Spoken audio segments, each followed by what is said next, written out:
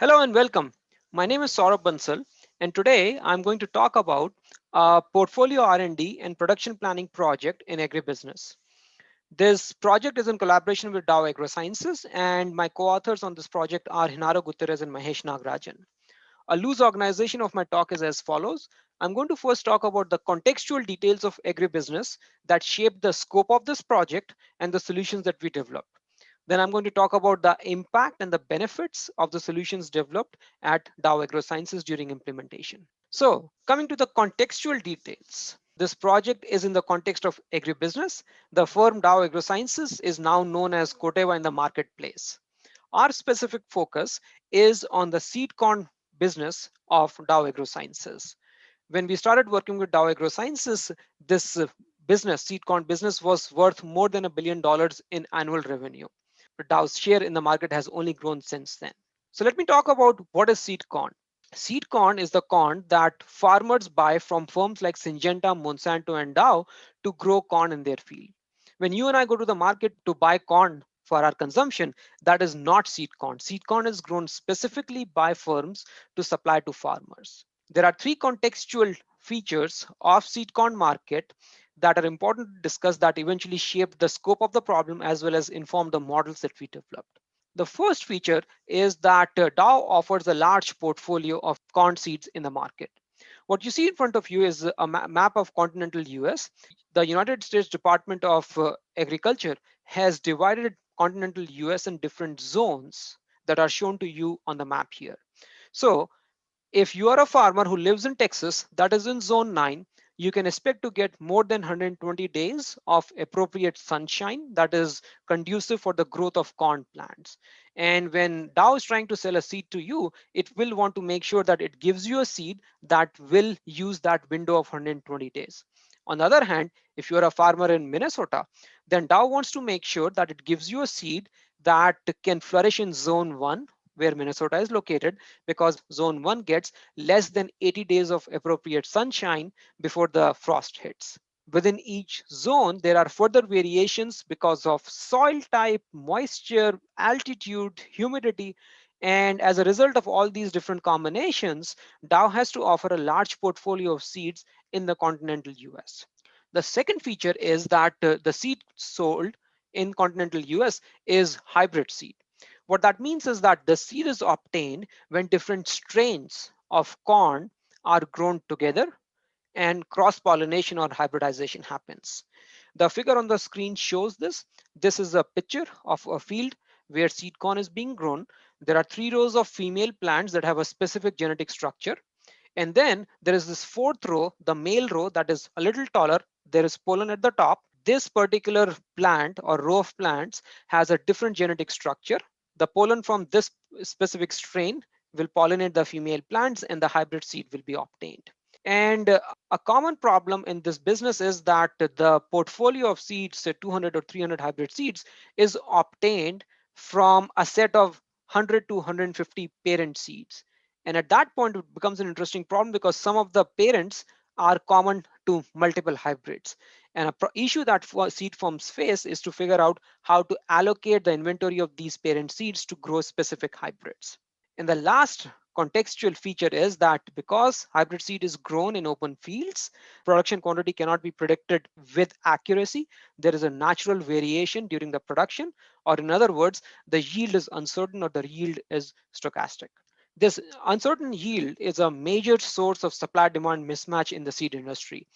And as an industry, firms are very, very averse to the supply demand mismatch because they have an annual selling opportunity. And if they miss that window, then sometimes mismatch cost can be particularly high. So as an industry, they have invested in creating a natural production hedge that takes advantage of Earth's biology and climate and geography. And here is how this hedge works. Suppose Dow AgroSciences wants to sell a particular seed in the spring of 2021. It will first try to grow it in North American fields in the spring of 2020. In late summer or early fall, it will see the yield. If the yield is low, it would like to grow the seed a second time. But by that time, in the winter of 2020, it's too cold to grow anything in North America. So what Dow can do is it can go to the southern hemisphere in places like Chile, where the temperatures are just right. and they can grow the seed a second time there. And once they harvest the seed from there, they can bring it back to North America and then try to meet the demand of farmers in spring of 2021.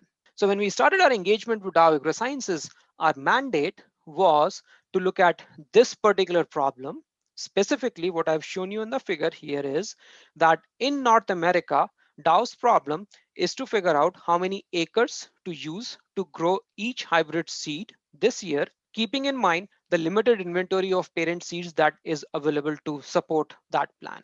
Dow also needs to keep in mind that there is a flexibility of growing the seed a second time in the southern hemisphere if the yield in North American fields happen to be low. I would also mention that the production in South American fields tends to be a little more expensive because the seed needs to be flown in on airplanes, and that leads to a much more higher comparative cost structure as compared to North American field. At the time of our original engagement, Dow managers shared that this natural production hedge, a real option, is supposed to be beneficial for them. But in their observation, it was fast becoming a cost center than a benefit center or a profit generating center. So our mandate was to solve this optimization problem. But as it happens often in analytics projects, when we started looking at the details of this issue, a little bit of scope creep happened. Specifically, we wanted to get an idea of some of the distribution parameters, yield distribution parameters for various hybrids. And during that discussion, the managers at Dow shared that this production planning problem talks to an interesting R&D problem that they face.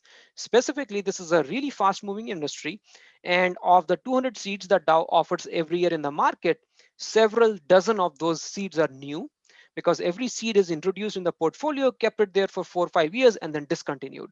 So new seeds keep on coming in the portfolio. The way they come in the portfolio is as follows. Corn has a few thousand strains, and each one of those strains can act like a male parent or a female parent during hybridization. And as a result, there are several million strains of possible hybrid seeds that one could generate. And R&D folks at Dow try to explore them a little bit and then suggest best possible hybrids to the production team. Unfortunately, given the number of potential candidates, it's not always possible for Dow to test them in open fields. So what they would do is they would go to a yield expert and say, for this new particular hybrid, could you please provide us with your best assessment of the mean yield in our fields? And the expert would do that. And in addition to that, the expert would provide some range of plus minus variation to represent the yield variability. At Dow, there was a perception that the intuition and the judgment of expert was invaluable, yet it will be nice to have a little more systematic way of harnessing the expert's intuition and judgment. So overall, our final mandate, our final scope was twofold. First, we were tasked to come up with a rational way to exploit expert judgments and reduce yield distributions, especially for new varieties. And then once we had these yield distributions available, they would feed into the sequential production planning optimization problem. And for the second bit, our mandate was to come up with a real-time decision support tool that could be used by managers. And finally, the hope was that once this optimization solution would start providing us the value that individual hybrid brings to the portfolio, then optimization production managers will be able to go back to R&D and provide them with insights such as which hybrids are particularly valuable for the portfolio, which parent seeds seem to be in high demand, which parent seeds seem to be in low demand, and so on. Let me now share the details of the production planning optimization protocol we developed. As I discussed earlier, the firm's portfolio optimization problem is as follows. Every year, the firm needs to determine how many acres it's going to use to grow each hybrid in North American fields. Its objective is to maximize the expected profit from the sale of all the seeds in its portfolio. And the constraints that the firm faces is that parent seeds that are required to obtain the hybrids tend to have a limited availability. Once the firm has made this decision for North American fields, it will observe the yield, and then it will make a second decision, a subsequent decision for how many acres it should use to grow each hybrid in South American fields. This problem formulation is non-trivial for several reasons. First, it has several hundred uncertainties. Each of the seeds, each of the 200 or so seeds have at least two yield uncertainties, and some of them also have a demand uncertainty. So overall, we are looking at several hundred uncertainties. Second, this is a problem involving sequential decision making, and sequential decision making problems tend to be a little more complex as compared to single shot decision making problems. And lastly, this problem involves random yield uncertainties, and in problems involving random yields tend to be a little more complex as compared to problems that only have a demand uncertainty. So given this non-trivial nature of this problem, our solution approach was to start with the smallest possible kernel of the problem that still would retain all the features of this problem, get a handle on that, and then buff it back up. Specifically, what we did was we first focused on solving the problem for one hybrid, assuming no parent seed constraints and assuming deterministic known demand. Once we had a handle on the solution of this one seed problem, then we re-aggregated this problem and its solution for all hybrids. We reimposed the constraints of availability of parent seeds, and we stretched it to the solution for stochastic demand. So focusing on the solution for one seed, the problem is A, in North America, figure out what is the optimal number of acres the firm should use in order to maximize its expected profit, observe the yield, and then B, in South America, figure out how many acres of land you should use to grow the seed a second time. So typical to these problems, we will first figure out the solution for the second problem, the South American problem, and then try to import the solution to the North American problem. So when we model this problem, when we model the South American problem and try to solve it, it turns out that the solution has a structure. The structure is that in South America, the firm should use a number of acres that is equal to the shortage of seed after North American production times a scaling factor B, which takes into account all the cost and margin related quantities as well as parameters of the yield distribution. I would emphasize that this linear policy is optimal when the demand is known for a particular hybrid. Now that we have the solution, we try to import it in the North American problem, but that's where we ran into issues because of the non-trivial nature of random yield formulations. It turns out that there was no closed form solution, and we had technical development here where we were able to recouch the sequential decision making problem as a problem of simultaneous decision making that will still give us the right solutions for both problems. Overall, a strong aspect of this reformulation was that we were able to get analytical expressions for the objective function, the expected profit, as a function of these two decisions. And the nice feature was that once we have analytical expression for the objective function, we were able to re-aggregate it for all the seeds in the portfolio, and we were able to reimpose the constraints for parent seed availability, and the tractability still remained. We were able to solve this entire problem in any spreadsheet model, for example, Solver in Excel. And the solution approach provides both optimal acreages in North American and South American fields, as well as expressions for expected profit that a manager can use for financial planning. Now, let me briefly discuss some technical merits of the solution also. Our solution approach, because it provides expressions for objective function, it is easily scalable to larger portfolios. And using some quadrature theory results, we can also stretch it to random demand environments. The focus of sequential production planning is the sequential part of it. And to that extent, we were able to use some lattice results and establish some new results for the benefits of sequential production systems as compared to those systems where production can happen only once. And lastly, we were also able to establish some new results for the performance of linear policy. Let me remind you, linear policy is not optimal when the demand is random. Nevertheless, we were able to show that there is a upper limit to the suboptimality or the loss of profit on account of using this policy. We were also able to show that this policy converges to the truly optimal policy in a uniform manner, and that it indeed becomes the optimal policy asymptotically as the service level requirements increase. Let me now talk about the second part of our development, which focused on estimation of yield distributions. As I mentioned in the beginning of the talk, at the time of our original engagement, Dow AgroSciences was relying extensively on the judgments of a yield expert to obtain mean yields. The way the expert was doing these things was essentially expert would look at the empirical yield distributions during the time when the parent seeds were produced again and again. And then he will use his judgments to figure out how these two distributions would interact for the hybrid. There was a perception that we should try to be a little more systematic in harnessing his judgments. So to that extent, prior decision analysis literature says that we should not try to get direct estimates of standard deviations from experts, because standard deviation is a non-trivial quantity to estimate. In contrast, experts are capable of providing informed judgments for various quantiles of distribution. So accordingly, our estimation approach essentially was that we will obtain experts' judgments for various quantiles and use them to deduce mean and standard deviation. We had a three-step approach. In the first step, we calibrated the expert's judgments. When we asked the expert to provide us three judgments for various yield distributions for new hybrids, he chose to provide judgments for the 10th, 50th, and 75th quantiles because he was used to seeing these quantiles on his statistical software. At the same time, at Dow AgroSciences, there were nearly 24 hybrids that were produced repetitively. And we were able to get that data for production yield for these repeated productions. And that provided us with empirical distributions for these particular hybrids. We then compared the experts' judgments for 10th, 50th, and 75th quantiles for these distributions, compared his judgment with the empirical distributions. And in doing that, we were able to estimate his judgmental errors. Then for each 10th, 50th, and 75th, we took an average of the judgmental errors that gave us the bias in his judgments. And then we subtracted this bias from the judgments in order to get pure noise in his judgments for various quantiles. Once we had this information for his bias and his noise that was captured in terms of variance covariance matrix of errors, we were then faced with the following question. What is the best way to aggregate unbiased quantile judgments provided by the expert and obtain mean and standard deviation? In general, from a statistical perspective, this is not a well-behaved problem.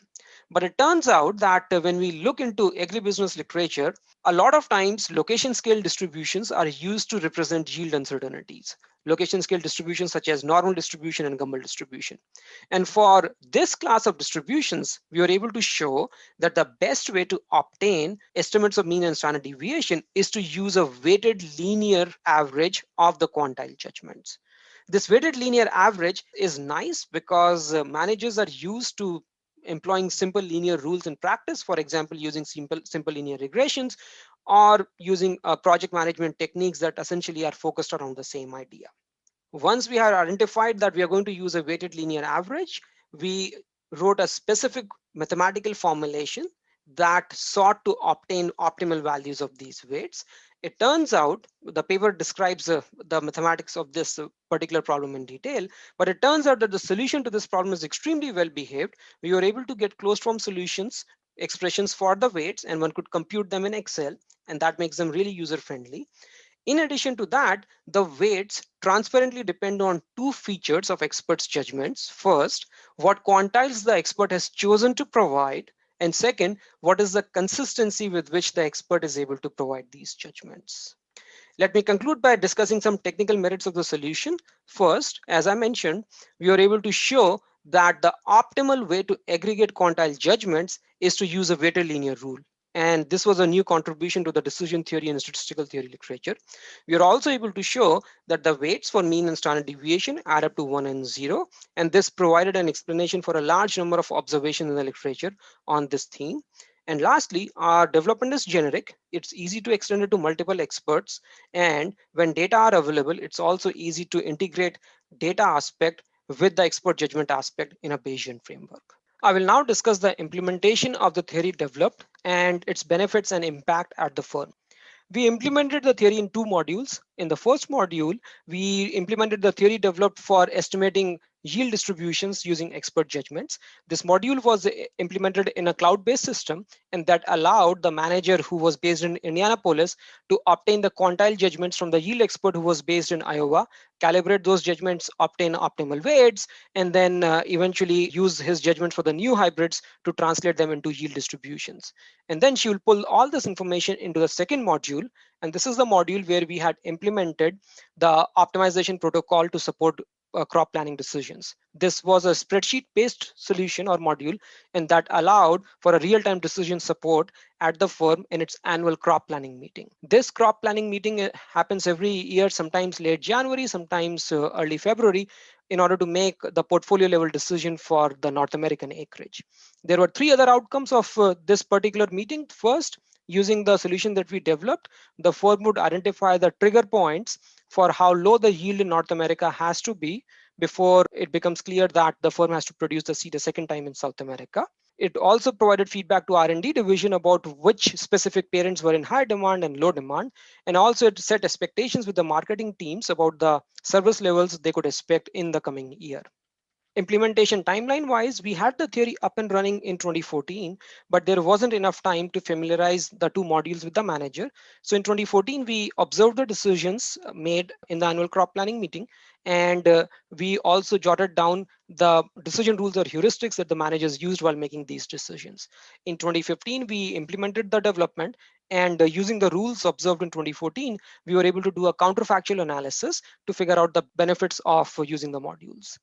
Let me first talk about the monetary benefits. Our analysis showed that there was a 3.7% increase in revenue, 5.6% decrease in cost, and 6.6% increase in profit. Further analysis using the decision rules that we had observed showed that there were three primary sources of benefits: better seed selection, better acreage decision, and less wasteful allocation of parent seeds. I'm going to talk in detail about two of them because they talk to the contextual details in a louder manner. First, using the decision support tool enabled Dow AgroSciences to make better hybrid selection decisions for portfolio.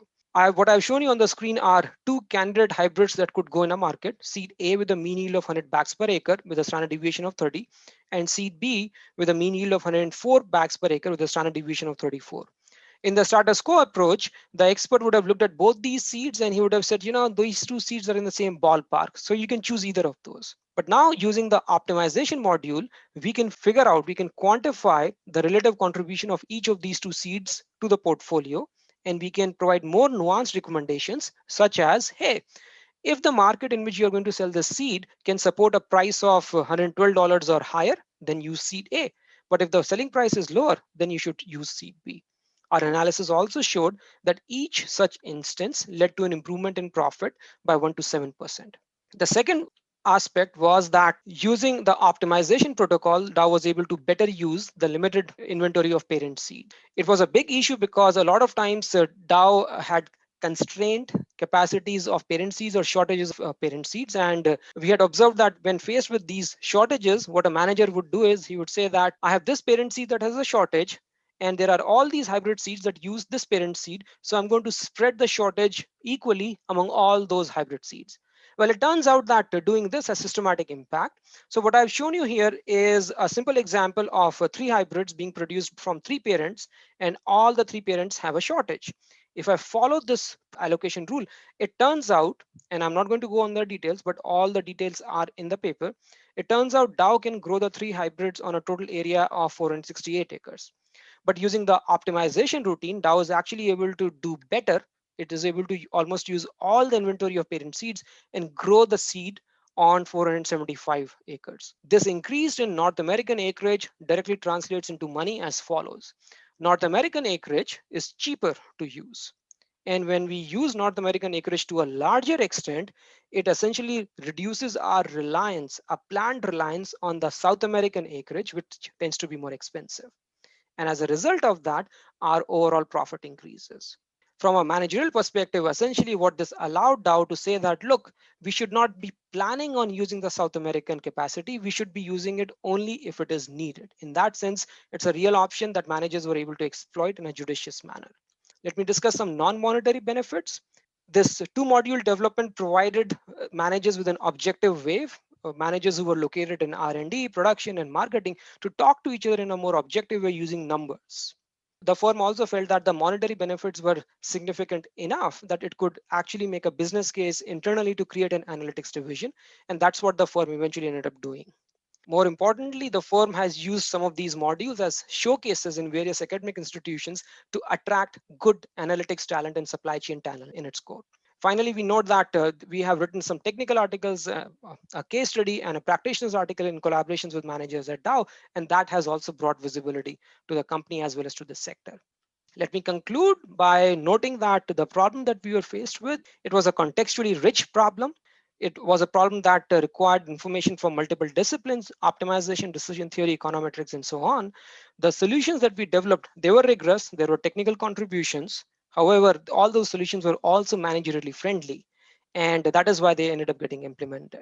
I would also note that the impact and the benefits were proven. We were able to identify sources of monetary and non-monetary benefits. Thank you.